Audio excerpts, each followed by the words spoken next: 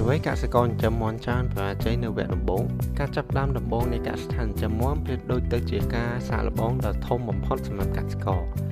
ករថ្មីថ្មោងភាគច្រើនតែងតែជួបការប្រជែងឬខាតបង់ក្នុងវគ្គដំបូងនេះដោយសារតែការបំផឹកទុកពុះពេកនិងការមើលរំលងនៅចំណុចបច្ចេកទេសតូចៗយោងតាមអត្ថបទពី Poultry Tip រួមជាមួយនឹងបទពិសោធន៍ពីអ្នកជំនាញផ្សេងទៀតនេះគឺជាមូលហេតុចម្បងដែលនាំឲ្យកសិដ្ឋានដំបូងជួបការលំបាកនិងវិធីសាស្ត្របង្ការមូលហេតុចម្បងនៃការប្រជែងក្នុងវគ្គដំបូងគឺទី1បញ្ហាដែលជួបប្រទះទី1ការមើលសារលើជីវៈសុវត្ថិភាពមេរោគងាយចូលលុកលុយព្រោះកសិករមិនទាន់មានវិធានការសម្រាប់និងមានទម្លាប់តឹងរ៉ឹងលើការបាញ់ថ្នាំនិងការខាត់ភ្ញៀវទី2ការគ្រប់គ្រងកូនមាន់មិនបានល្អក្នុងសប្តាហ៍ទី1បើកម្ដៅនិងខ្យល់អាកាសមិនត្រឹមត្រូវអត្រាងាប់នឹងហក់ឡើងខ្ពស់ទី3ការប្រើប្រាស់ចំណីខុសបច្ចេកទេសការដាក់ចំណីមាន់សាច់ឲ្យមាន់ពងឬការប្រើចំណីមាន់ធំឲ្យកូនមាន់ស៊ីវាធ្វើឲ្យការលូតលាស់ទី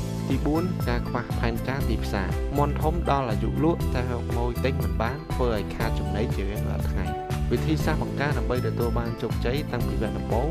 ទី1ការផ្ដោតលើសប្តាហ៍មាស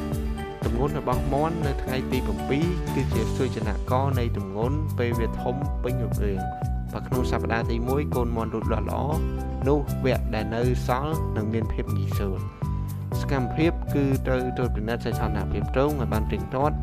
និងធានាថាមាន់ទប់ក្បាលបានស៊ីចំណីនិងផឹកទឹកភ្លាមៗពេលមកដល់ទី2កុំមើលរំលងការចំណាយលើចំណីនិងគុណភាពមាន់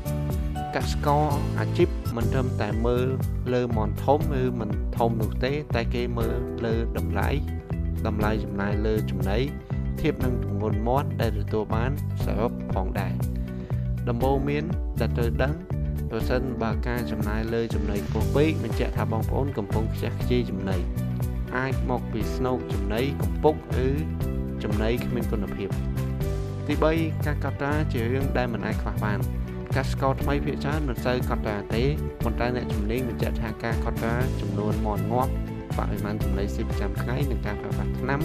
គឺជាគន្លឹះដើម្បីដឹងថាតើយើងចំណេញឬខាតនៅត្រង់ចំណុចណាមួយអង្គការ FAO លើកឡើងថាក្នុងវគ្គដំបូងកសិករគួរចាប់ផ្ដើមក្នុងការចិញ្ចឹមទ្រង់ទ្រាយតូចសិនដើម្បីរៀនពីចរិតលក្ខណៈរបស់ពូជមាន់និងការគ្រប់គ្រងបរិស្ថានមុននឹងពង្រីកទ្រង់ទ្រាយធំដូចគ្នាដែរកសិករថ្មីច្រើនតែចាក់វ៉ាក់សាំងយឺតពេលឬទុកវ៉ាក់សាំងមិនបានត្រឹមត្រូវដែលនាំឲ្យមានការងាប់រង្គាលក្នុងវគ្គដំបូង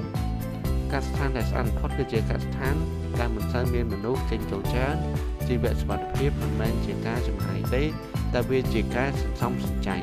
កុំចាំដល់មាន់ឈឺទៅស្វែងរកថ្នាំព្យាបាលចូលស្វែងរកវិធីការពារតាំងពីមុនពេលមាន់មកដល់ទៅ